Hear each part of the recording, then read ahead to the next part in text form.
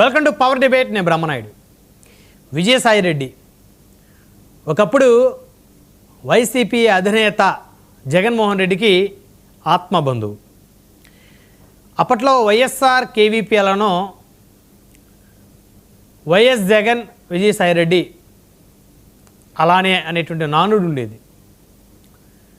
జగన్మోహన్ రెడ్డి ముఖ్యమంత్రిగా ఉన్నప్పుడు విజయసాయి రెడ్డి గారు ఆయన కుడిభుజంగా వ్యవహరించారు. ఒకనొక టైంలో నెంబర్ 2 ప్లేస్ సాయిరెడ్డిదే అనేవాళ్ళు చాలామంది. అలాంటి సాయిరెడ్డి వైసీపీ అధికారం కోల్పోయిన తర్వాత వైసీపీకి రాజీనామా చేశారు. రాజ్యసభ సభ్యత్వానికి రాజీనామా చేశారు. ప్రస్తుతం ఏ పార్టీలో చేరకుండా న్యూట్రల్గా ఉండిపోయారు.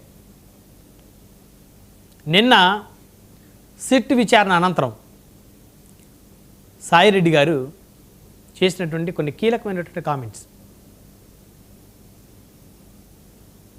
జగన్మోహన్ రెడ్డి గారికి తెలిసి ఉండదేమో లిక్కర్ స్కామ్ వ్యవహారం, ఆయనకి తెలిస్తే జరిగేది కాదని నేను అనుకుంటున్నాను అన్నారు. అంటే అక్కడ వైసీపీ అధినేత మీద ఆయనకున్నటువంటి అభిమానం మరొకసారి, ప్రేమ అభిమానం మరొకసారి రుజువైంది.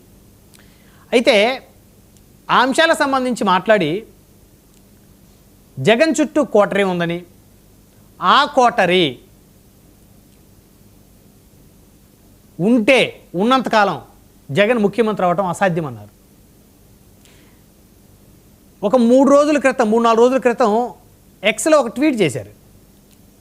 వెనిజువేలా అధ్యక్షుడికి సంబంధించి ఆయన్ని, ఆయన భార్యని అమెరికా ఏ విధంగా ఎత్తుకొచ్చేసింది ప్రెసిడెంట్ ప్యాలెస్ నుంచి, చుట్టూతా సైన్యం, నేవీ, ఎయిర్ ఫోర్స్, ఇంటెలిజెన్సీ వ్యవస్థ అందరూ ఉన్నప్పటికీ వెనిజువేలా అధ్యక్షుని ఏ విధంగా అమెరికా తీసుకురాగలిగింది, వారు అందరూ అమ్ముడుపోయారు కాబట్టే ఆ ప్రెసిడెంట్ని ఈజీగా ఎలాంటి ప్రతిఘటన లేకుండా తీసుకురాగలిగారు అని చెప్పేసి మాట్లాడారు. అలానే జగన్మోహన్ రెడ్డి గారిని ఉద్దేశిస్తూ ఇండైరెక్ట్గా కూడా ఆ ట్వీట్లో కొన్ని కామెంట్ చేశారు. ఆయన చుట్టూ కోటరీ ఉందని, వాళ్ళు ఉన్నంతకాలం జగన్మోహన్ రెడ్డి గారు ముందుకు వెళ్ళలేరని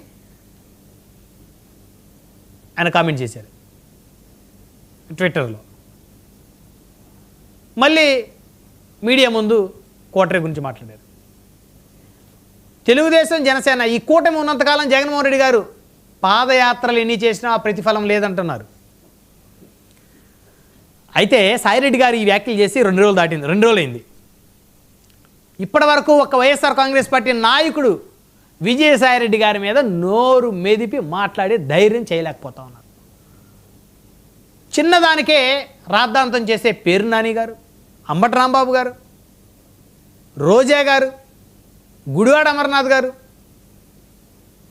మరి ఎక్కడికి వెళ్ళారు అనేటువంటి ప్రశ్నలు ఉత్పన్నమవుతూ ఉన్నాయి.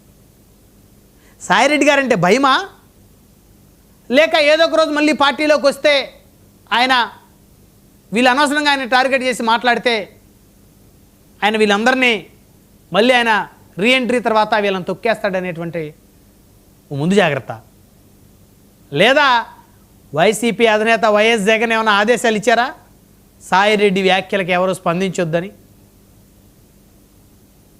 అదే టీడీపీ అధినేత మీదో, నారా లోకేష్ గారి మీదో, పవన్ కళ్యాణ్ గారి మీద అయితే ఇష్టానుసారంగా మాట్లాడేటువంటి వైసీపీ నేతలు సాయిరెడ్డి సాక్షాత్తు పాదయాత్రలు ఎన్ని చేసినా ఉపయోగం లేదని చెప్తున్నా, ఇష్టానుసారంగా ఆయన మాట్లాడుతున్నా, ట్విట్టర్లో వేదిక ట్వీట్లు చేస్తున్నా, జగన్ చుట్టూ కోటరీ ఉందని, ఆ కోటరీ అమ్ముడుపోయిందని ఇండైరెక్ట్గా మాట్లాడుతున్నా.